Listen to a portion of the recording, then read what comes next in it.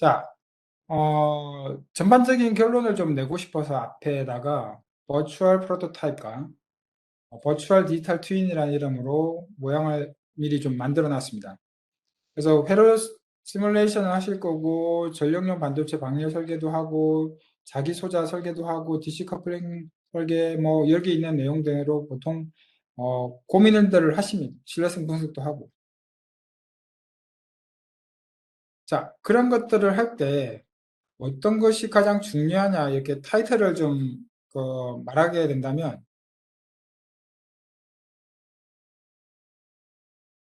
지금 이제 그 마우스가 움직이는 포인트를 보시면 이 전자기 해석을 이용하는 파워 인티그리티하고 시그널 인티그리티 부분도 되게 중요합니다. 그리고 여기에서 키포인트는 줄 히팅에 의해서 생기는 뭐 열 손실이라든지 이런 것들이 기본적으로 깔려 있게 되죠.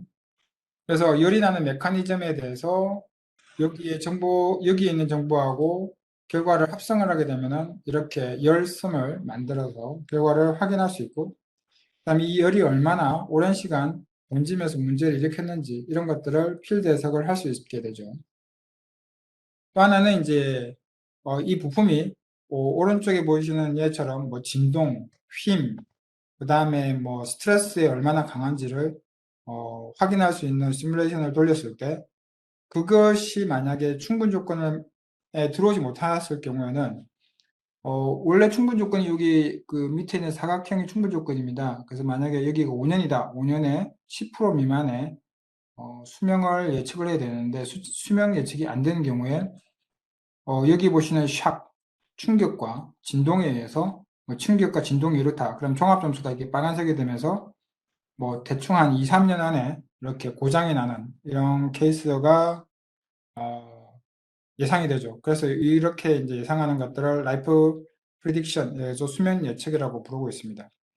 그래서 PCB의 설계도 중요하고 요 신뢰도 예측도 중요합니다. 왜? 완제품 자체는 결론적으로는 최종에 우리가 상품을 보장받아서 내가 내 손으로 우리가 흔히 그 유튜브에서 보시는 것처럼 언박싱을 하는 그 순간까지 아무 문제가 없어야 되거든요. 그래서 이동하는 순간에 충격을 해서 택배기사가 떨어뜨렸다든지 또는 운송 과정에서 뭐 항공기나 배에 의해서 충격을 받는다든지 이런 것조차도 역시 그 대상이 되는 것입니다.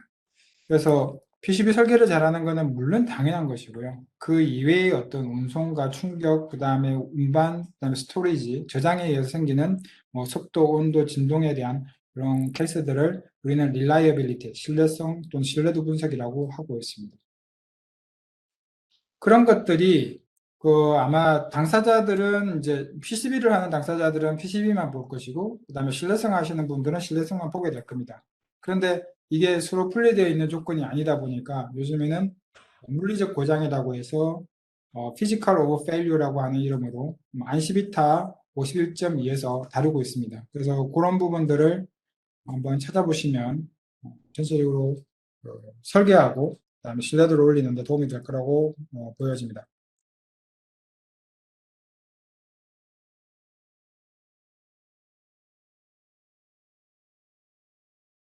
네. 그래서 그러면 진짜 시뮬레이션이 필요한 이유는 뭐냐? 우리가 그 회로를 그리고 PCB를 보통 외주조수 맡겨서 해보니까 어느 집은 잘하고 싼데 웬이는 왜 비싸냐 뭐 이런 이야기도 하기도 하고요. 이 집은 저기 아톡 잘하더라. 그거는 아톡을 잘하더라는 굉장히 경험적인 이야기입니다. 우리가 선생님이 점수를 매기는 분들이 다 알고 있어야 점수를 평가할 수 있는데 점수를 평가하는 사람이 이 사람이 나보다 잘하는 것 같아 그러면 이 사람을 잘한다고 치켜 세우게 됩니다. 이런 걸 경험 법칙, rules of thumb이라고 합니다. 이런 부분은 굉장히 감성적인 부분이 강하게 되죠. 이 부분이 어떤 특정한 점수로 매김할 수 있고 계산과 수식에 의해서 우리가 결과를 유출할 수 있는 approximation이라는 단계로 갔을 때 굉장히 더 많은 노력이 요구되고 있죠. 그리고 또 정확성이 더 높아지게 되는 것도 사실입니다. 그런데 이걸 갖다가 하나만 하는 것이 아니라 여러 개의 다중화된 데이터가 굉장히 많은 경우, 특히 PCB 같은 경우에는 전체 데이터를 다 분석하기 위해서는 네트별로 그 다음에 파워별로 다 분석을 해야 되죠. 그래서 사람이 할 수 없다 보니까 이런 것들을 뉴메리컬 도구, 즉 수치해석 도구를 사용하게 되게 됩니다. 그러면 여기에서 계산된 수식을 그대로 반영해서 DB화된 정보를 순차적으로 시퀀셜하게 계산하게 되는 뉴메리컬 도구를 사용하게 되면 정확도도 올릴 뿐더러 우리가 사실 여기에서 노력되는 요구되는 노력이 이 정도 든다고 하긴 하지만 결론적으로는 뭐 돈이라는 게 더 들어가겠죠. 뭐 도구를 사야 되니까요. 그래서 이런 부분에서의 어떤 액큐레시 자체를 높이기 위한 방법으로 이런 것들이 보통 이야기되고 있습니다. 자, 제가 디지털 트윈 전략 구성에 대해서 스케치를 했습니다. 이거는 누구든지 종이하고 펜만 있으면 만들 수 있습니다. 얘가 구체화되려면 이런 식으로 해서는 되지 않겠죠. 어떻게 해야 될까요? 결과적으로는 우리가 만들려고 하는 제품의 컨셉하고 아까 말씀드린 뉴메리컬 도구, 뉴메리컬 툴하고의 관계성을 서로 연결시키고 그거에 대한 학습에 대한 노력과 집중적인 투자가 필요한 건 사실입니다. 그렇지 않고 디지털 트윈을 구성한다? 그건 어렵습니다. 그래서 현재 지금 그림으로 나와 있는 요 디지털 컨버전스라고 되어 있는 이 그림은 우리가 어떻게 도구를 사용할 것인가, 또 주파수별로 사용하고 EMI는 어떻게 잡을 것인가, 그 다음에 전력 전자나 케이블은 어떻게 할 것인가, 이런 것들을 컨셉으로 디자인해 놓은 것입니다. 그 다음에 AI를 활용한다든지 머신러닝을 사용한다든지 이런 걸 통해서 어떻게 또 최적화할 것인가, 이런 컨셉이 나와야 줘야 실제로 이 사람들이 어느 부서에서 어떤 도구를 사고 할 건지가 정해지는 것이죠. 자, 그 사례 중에서 자동차 부분은 우리가 이제 지금 보시는 것처럼 바디에서 전자파가 이렇게 흘러나오는 걸 볼 수 있습니다. 그림은 좋습니다. 이 그림은 좋은데 이거 어떻게 만들지? 당장 만들어 보라 그러면 너무너무 어렵습니다. 왜? 컴퓨터로 지금 차량의 바디를 획득하는 과정도 어렵고요. 그 다음에 여기다가 전자파가 되는 소스를 만들어 집어넣는 것도 그렇게 쉽지 않습니다. 상상력으로는 되지만 실행에 옮기는 게 쉽지 않다는 것이죠. 그래서 지금까지 설명드린 그 내용 중에서 니어필드 소스라고 하는 이 부분이 그 소스가 될 것이고요. 이 니어필드 소스를 활용해서 자동차 전장에서 어떻게 활용하고 그리고 걔네들이 어떻게 EMI 영역에서 어느 레벨로 접근할 수 있는지를 볼 수 있는 단계별로 여기 정리를 해놨습니다. 그래서 설계 단계에서 미리 설계된 것들을 시뮬레이션 바로 해보면 그게 결과가 나오겠죠. 그래서 가베지 인, 가베지 아웃이 나옵니다. 쓰레기가 들어가면 쓰레기가 나올 수밖에 없거든요. 그래서 먼저 시뮬레이션 들어가기 전에 설계가 잘 됐는지 검사하는 단계가 있습니다. 그게 EMI 스캐너입니다. 그래서 이 EMI 스캐너는 시뮬레이션 하기 전에 이미 설계가 잘못된 부분들을 싹 걸러내고 해야 정상적인 이제 내용에 도달하게 될 것이고요. 그 다음에 여기에다가 전압 전류에 대한 정보를 정확하게 코칭을 하고 디자인을 해주게 되면은 거기에 관련된 소스들이 아까 보셨던 SYG 파라미터를 타고 얘네들이 신호가 춤추듯이 전압이 올라가면서 실제 기능하듯이 동작하게 될 것이고요. 그런 걸 바탕으로 전체 보드에다가 프리퀀시 수입을 했을 때 내가 원하는 주파수나 특정 주파수에서 어떤 문제가 생기는지 파악을 할 수 있고 그 다음에 그거에 대한 소스를 니어필드 소스로 가질 수 있게 됩니다. 이 니어필드 소스만 있게 된다면 이 소스를 차량에 이렇게 집어넣어 놓고 그 결과를 반영해서 여러분들은 차량에서 어떻게 탑재를 해서 차량에 탑재된 다른 제품이나 또 보호해야 되는 보호 대상을 어떻게 보호할 것인지 확인할 수 있는 근거를 지금 막 마련하시게 되는 것입니다. 자, 여기서도 역시 이제 여러 가지 그 노력과 그 다음에 그 베네핏이 있는데요. 왼쪽부터 잠깐 살펴보도록 하겠습니다. SI 웨이브라는 도구를 주로 사용할 경우에는 이런 이제 뭐 비하라든지 배선에 대한 정보를 주로 다루게 됩니다. 그래서 100 플러스 심 이렇게 되어 있는데 베니핏이 높을수록 좋은 것이죠. 자, 결과적으로는 이 까만색 선을 쭉 따라 올라가 보시면 전반적인 베니핏이 좋을 수 있는 방향은 이렇게 되어 있습니다. 그런데 보시면 시뮬레이션에 대한 노력은 훨씬 오른쪽이 많이 드는 건 사실입니다. 왜? 딱 봐도 규모가 좀 다르죠. 왜냐하면 3D 모델도 다 돼야 될 것 같고, 뭐 케이블도 모델 들어와야 될 것 같고, 난 PCB만 가지고 까짝까짝 할 거다. 그러면은 SI 웨이브만 가지고 하셔도 됩니다. 그런데 노력 대비 어떤 성능에 대해서 강추하고 싶은 부분은 우선은 안 했다면 SI 웨이브 정도의 수준만 가지고도 상당 부분 커버가 된다는 것을 알 수 있습니다.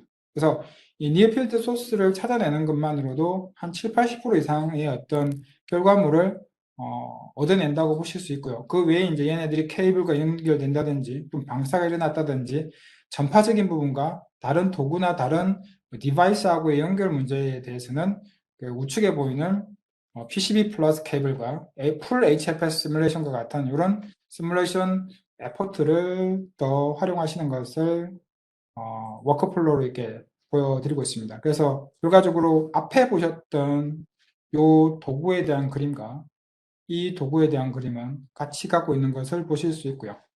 그 도구로서 가장 큰 시작은 SI 웨이브다라고 말씀드릴 수 있습니다.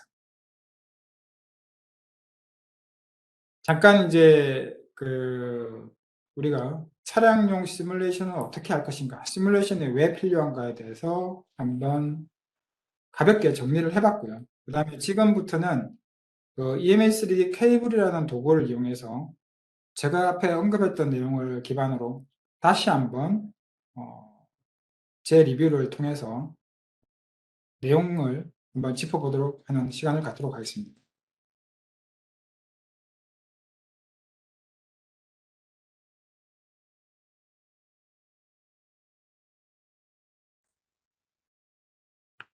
자, 제품을 개발할 때 보면 그 제품을 디자인을 하게 되죠.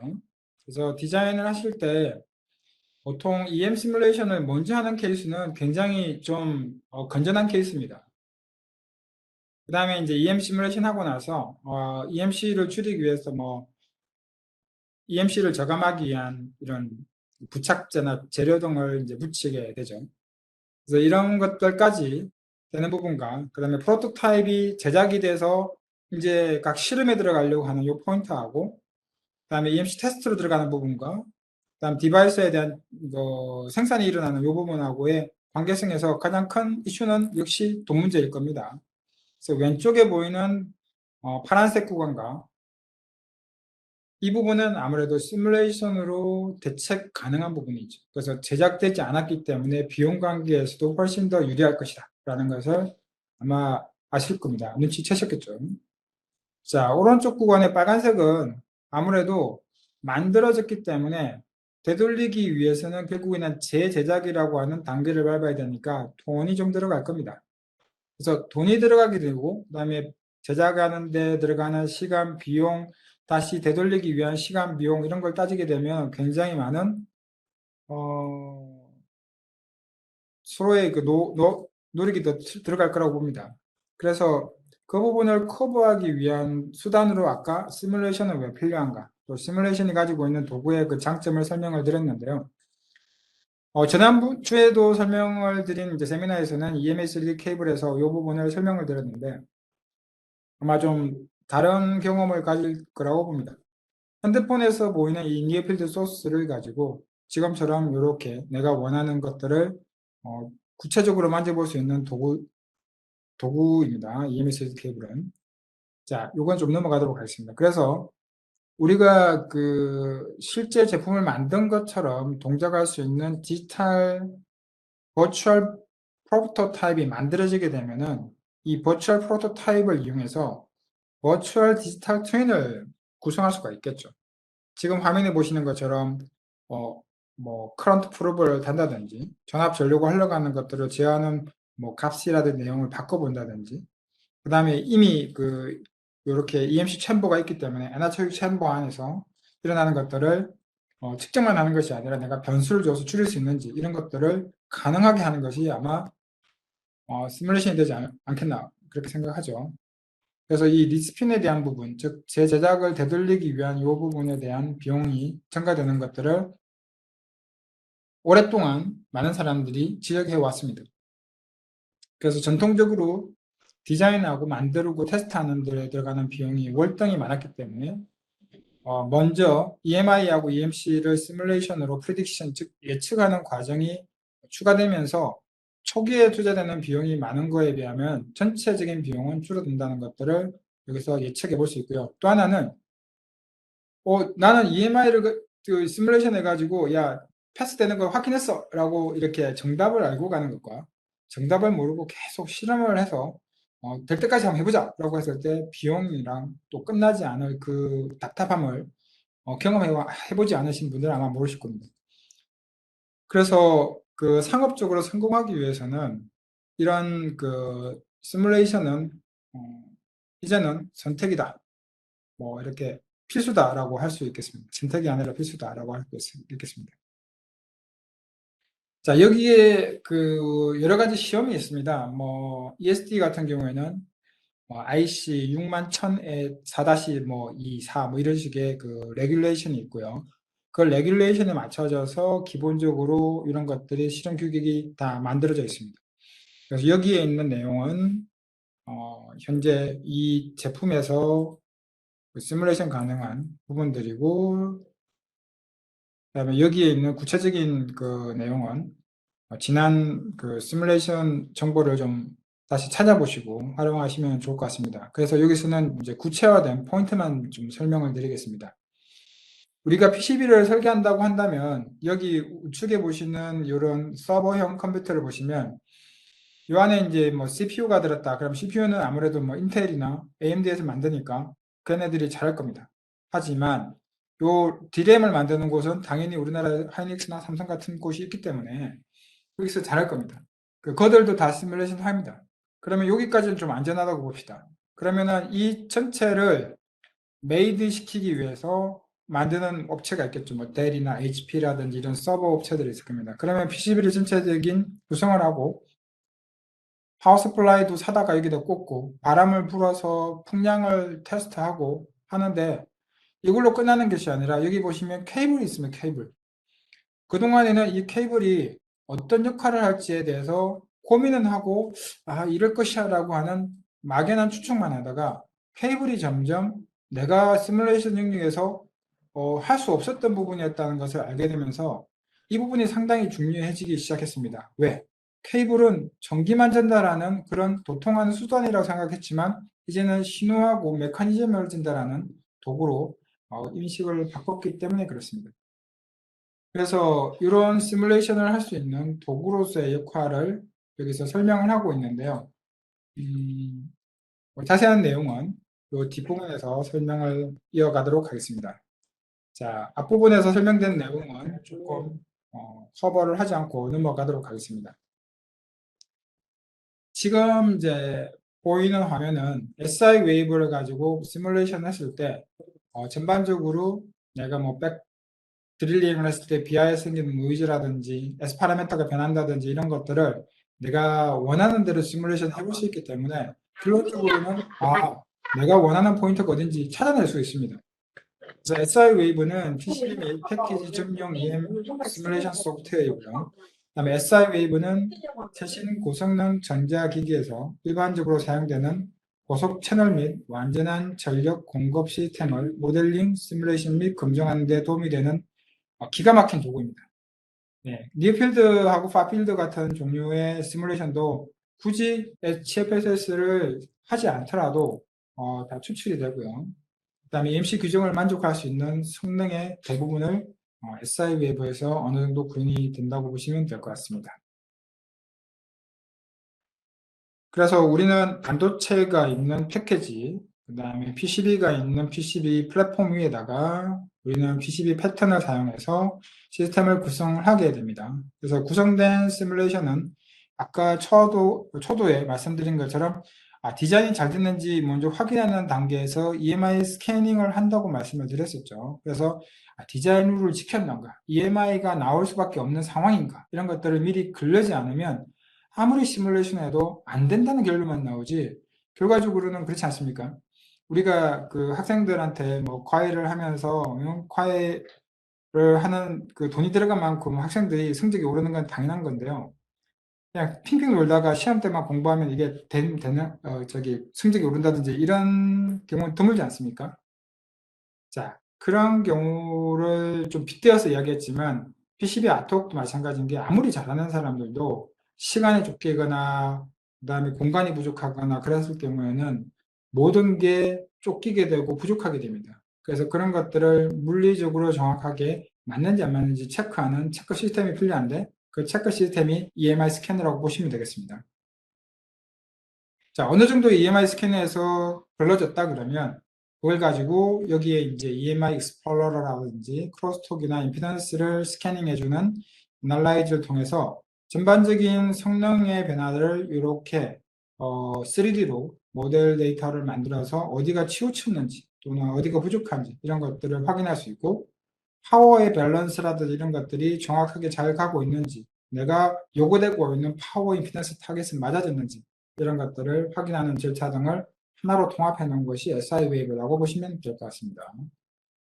그래서 앞서 보셨던 SI 웨이브는 우측에 보이는 두 개 PCB 케이블과 풀 HFS 시뮬레이션을 제외한 나머지 요 영역을 SI 웨이브가 대부분 커버를 하고 있고요.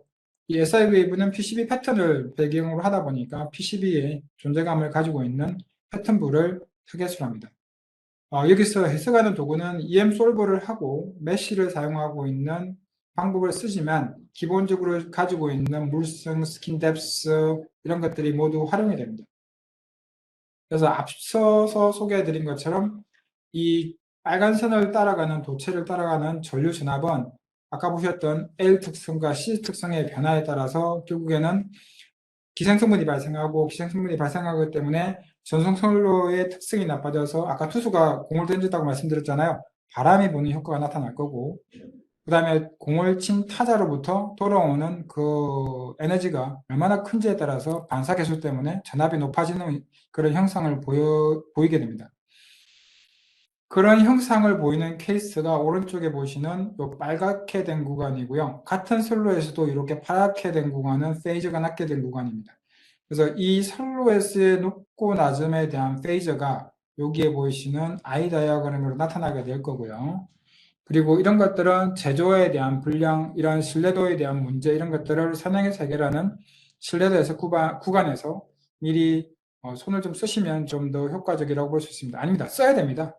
셜록이라는 도구가 있는데 걔를 가지고 실제로 이제 PCB가 부품이 들렁들렁 한다든지 또는 뭐 조금만 그 진동이 가니까 PCB가 찢어진다든지 이렇게 되는 거를 원치 않는다면 먼저 하는 게 좋습니다. 자, 지금은 아날로그 그라운드랑 디지털 그라운드를 지나가는 신호선을 해석하는 건데요. 그래서 이 두 개의 도메인, 아날로그랑 디지털이 가지고 있는 그라운드 특성을 어떤 신호선이 지나갔을 때 이 신호선이 지나가는 영역을 아까는 처음에는 그러니까 신호만 해석했었는데 이 신호만 해석하는 게 아니라 파워에서 생긴 노이즈라든지 주파수라든지 이런 것들을 동시간에 해석할 수 있는 해석 방법이 PSI 해석 방법입니다. 그래서 SI 웨이브는 마치 HFSS에서 해석한 것처럼 이런 그 시간과 주파수에 맞춰서 해석할 수 있는 PSI 해석을 제공하고 있습니다. 만약에 이제 이런 경우가 있다. 그러면 결과적으로는 이걸 커버하기 위해서 어떻게 하는지 그 절차까지 나와 있기 때문에 초보 엔지니어이더라도 이것을 내용만 아신다면 충분히 커버할 수 있는 그런 좋은 도구라고 할 수 있습니다. 잠깐 짧은 예시를 하나 들겠습니다. HFSS, SI 웨이버에서 HDMI를 가지고 있는 신호를 해석할 건데요. 기본기만 해석을 해보죠. 비하가 있는 경우 없는 경우 두 가지를 해석을 하게 됩니다. 자, 비하가 있는 경우에는 밑에처럼 비하에 대한 요 럼프드 모델이 만들어질 겁니다. 비하는 기본적으로 애뉴라링이라고 하는 그 비하 랜드라는 부분이 있죠. 그래서 C가 존재를 하게 될 거고요. 비하의 그 벽을 따라서 도검이 일어나기 때문에 인덕턴스 성능을 가집니다. 그래서 C하고 L을 가지고 있는 복합 소재입니다. 거기다가 이제 길이 문제 때문에 랭스 문제가 생기겠죠. 그래서 RLC에 대한 기본적인 기생성분이 일반 배선과 좀 다르게 독특하게 나타나게 되고요. 그 다음에 일반적인 전송 솔로 같은 경우에는 트랜스미션 라인을 기본으로 깔고 있기 때문에 레퍼런스를 하고 있는 그라운드라든지 이런 금속 물질이 이렇게 존재를 하고 있지 않습니다. 그래서 대단히 설계 또는 해석을 진행하기 어려운 까다로운 존재이기도 합니다.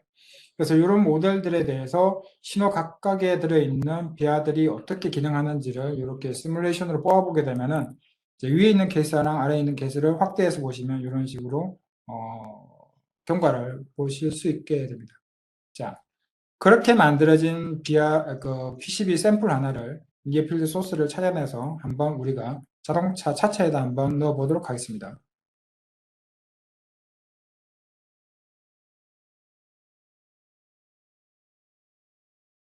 자, 니어필드 소스는 그 주울의 법칙에 의해서 그 커런트하고 전압에 의한 IR 드랍을 계산하게 됩니다. 우리가 이제 P 이꼴 IV가 되고 P는 R분의 I 스퀘어 R이 되죠. 그래서 전류의 제곱과 관련된 문제를 여기서 계산에 넣게 됩니다. 그래서 입력과 출력 부분을 각각 노튼 덩가리로 구성을 한 다음에 이 내용이 정리가 되면 그 안에서 생긴 이슈들이 결과적으로는 전압 형태로 나오게 된다. 그러면 니어필드 소스가 되는 것입니다. 자, 니어필드 소스가 나왔습니다. 여기서는 이 필드 플랫폼으로, 아니, 그러니까 필드 플러스로 나왔고요. 예, 타겟되는 주파수가 얼마가 나올 거라 이렇게 될 거고, 물론 이제 전파가 되는 순간에 또 다른 우여곡절을 겪을 겁니다. 그렇지만 여기서는 이제 니어필드 소스만 가지고 우리가 이제 차량이든 컴퓨터든 집어넣어서 해석할 수 있는 도구에다가 이거를 집어넣고 한번 보도록 하겠습니다. 현재 니어필드 소스가 들어가 있는 상태이고요. 기구 같은 경우에는 기구에 있는 메쉬만 사용해서 바로 어떤 디자인에 대한 도움이나 뭐 준비 없이 바로 가지고 와서 여기다가 대응을 하실 수 있고요. 그렇게 되면 니어필드 소스만 가지고도 이렇게 기구에다가 바로 방사를 일으킬 수 있는 이런 조건을 형성할 수 있습니다. 생각보다 쉽습니다. 그 디자인된 도구들만 있으면 생각보다 쉬워요. 자, 좀 더 자세한 설명을 드리면 어차피 이 케이스나 기구들을 쓰는 이유는 안에서 전자파가 나가는 걸 보호하고 안에 있는 부품도 보호하고 이런 여러 가지 케이스가 있겠지만 내가 쓴 강판이나 또는 재료가 충분히 이 내용을 커버하고 있는지 혹시는 개구부가 있어서 개구부를 통해서 얼마나 나갔는지 그러면 노이즈가 나가서 얘 때문에 뭐 뭘 메쉬로 된 테이프를 발라야 되는지 이런 것들을 미리 우리가 감지를 할 수 있다면 준비를 할 수 있거든요. 근데 뭐 그것도 모르고 그냥 덜렁 들고 와서 EMI 챔버에 들어가시면 계속 돈만 나갑니다. 그 제일 안타까운 분이 누군지 아십니까? 그 엔지니어를 믿고 사장님들은 야 언제 끝나냐? 언제 끝나냐 자꾸 물어보시는데 돈만 나갑니다. 네, 뭐 그런 경험을 많이 하셨을 거라고 봅니다. 제 강의를 들으시는 분들이요. 네, 그런 경험을 하시다 보면 결과적으로는 아 이런 것들을 좀 하고 싶다, 알고 싶다라는 부분이 생기셨을 것 같고요. 우리가 측정 데이터를 보통 측정하기 위해서는 이런 이제 후크 프로브 포인터들을 달게 되는데 이것도 기생성분이 들어서 요즘에 안 하고 있습니다. 이런 거 필요 없고요. 시뮬레이션은 포인트만 잡아주게 되면은 그런 문제나 로스 없이 바로 시뮬레이션으로 갈 수 있습니다. 그래서 지금 이제 우측에 보이시는 이제 케이블 크로스 섹션, 즉 단면들을 보시면 케이블에서 필요한 뭐 통신선 또는 디퍼런셜 페어가 들어가는 통신선 이런 것들을 정리를 해 놓은 것이고 이런 것들이 어느 위치에서 어떻게 이제 연결되냐에 따라서 우리는 해석의 결과를 금방 얻을 수 있는 없나가 결정이 됩니다. 그러니까 여기서는 이미 나와 있는 상용 케이블이 있기 때문에 그 상용 케이블이 가지고 있는 조건만 맞아지면 우리는 EFP 소스만 가지고도 이게 가능하다라는 것을 확인할 수 있는 것이죠. 자, 여기서는 이제 그 케이블이 가지고 있는 뭐 크로스톡 EMI, 케이블링 쉴드, 시그널 파워 인테그리티에 대한 부분을 좀 알아보도록 하겠습니다. 어, 바로 내용으로 들어가 보시죠. 얼마 전에도 케이블 관련된 그 과제를 했는데요. 결국 케이블을 보시는 입장이 되게 달라요. 어, 품부나 제품을 개발하지 않는 곳에서는 그냥 도구이고 케이블이고요. 어, 그 다음에 시뮬레이션을 하는 사람들 입장에서는 구간별로 다르고 재질별로 다르고 쉴드별로 다르고 그 다음에 트위스트를 했냐에 따라서도 다르고 조건이 너무너무 다른데 이걸 그 마치 그냥 야 케이블 연결해 되지? 뭐 이런 식으로 생각하시는 엔지니어가 아니신 분들은 이런 부분이 되게 답답하게 보일 수 있습니다. 그렇지만 통신이 안 되는 진짜 이유는 그렇게 된 거를 무시했기 때문에 생긴다고 볼 수 있습니다. 그래서 그런 과정에서 어디 부분이 어떻게 통신이 안 되는지 이런 프리딕션을 하기 위한 부분으로 결과적으로는 시뮬레이션이 최적의 어떤 선택이 될 것이고요. 왼쪽에 보이는 것이 오리지널이고 오른쪽이 모디파이드 된 포지션입니다. 여기서도 지금 보면 케이블이 내가 그 하이 포지션을 가지고 있는 하이 노이즈화 되어 있는 포지션과 그다음에 걔네들을 회피하고 싶은 위치의 케이블의 위치를 좀 수합해주고 바꿔줌으로 인해서 결론적으로 성능이 좋아지냐 나빠지냐를 볼 수 있는데 여기서도 보시면 0.1기가니까 100메가 이하이죠. 100메가 이하에서 파란색 구간이 훨씬 더 노이즈가 덜 나오는 것을 볼 수 있죠.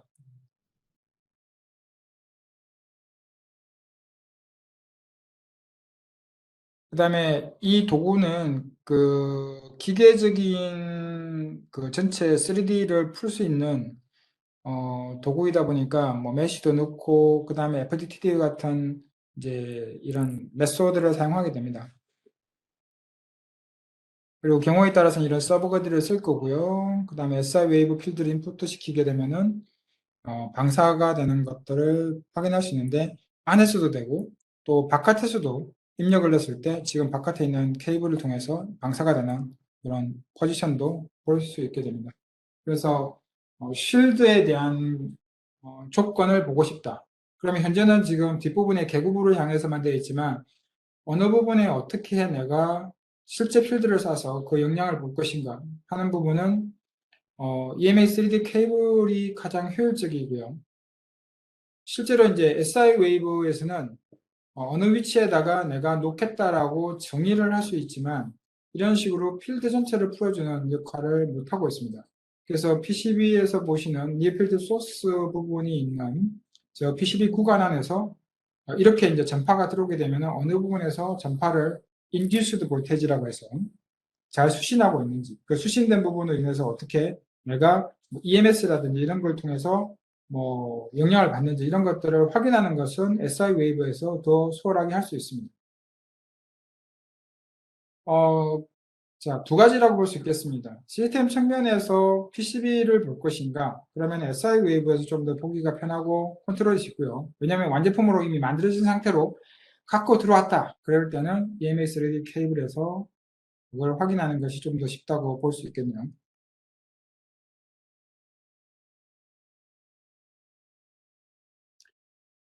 이제 앞으로 그 전기차, 그다음에 고전압 배터리, 그다음에 뭐 자율주행 여러 가지 이슈들이 많습니다. 결국에는 사람의 생명과 그다음에 우리가 그 투자한 그 자동차라든지 이런 것들이 안전한지, 안전할 수 있는지 이런 것들에 대해서 아마 뉴스를 들어보시면 뭐 화재가 났네, 뭐 배터리에서 뭐 폭발을 했네, 뭐 이런 이야기들을 자주 접하게 되실 겁니다. 결과적으로는 얼마나 신뢰할 수 있는지에 대한 부분하고 관계가 될 건데요. 그 다음에 그 관계들 중에서도 전자파 노이즈에 대한 부분이 굉장히 또 관건입니다. 그 전자파 노이즈 부분을 차폐를 하고 싶다 할 때 보통 차폐제를 사용하게 되는데 차폐제를 사용하기 위한 방법론이 잘 정의가 안 돼 있어요. 지금 이제 EMS3D 케이블에서는 우리가 이제 차폐하기는 쉽죠. 그냥 내가 그냥 저기 뭐야 납으로 된 공간 안에다가 금속구를 집어넣고 아무리 전자파를 써도 안 들어오는 걸 다 알고 계실 겁니다. 패러데이 케이지처럼. 그렇게 만들 수는 없기 때문에 자동차의 형상에 맞춰서 자동차의 모양에 맞게끔 필름 타입으로 만들어져서 제공이 되는 것이 대부분 사례라고 볼 수 있습니다. 그동안에는 이런 사례를 접근하기가 되게 어려웠어요. 차량 바디도 있어야 되고 차량 바디에 맞춰서 이런 필름, 얇은 필름 형태의 센 필름이 그렇게 들어가서 기능을 하는지도 알아야 됐었습니다. 자, 요거는 넘어가겠습니다. 그래서 지금 이제 그런 센 필름이 들어가서 기능을 할 수 있는지에 대한 부분을 아까 여기서 지금 설명을 하려고 하는 건데요. 그런 거를 접목하기에 가장 좋은 그 도구도 역시 EMS3 케이블에서 제공하고 있다고 볼 수 있습니다.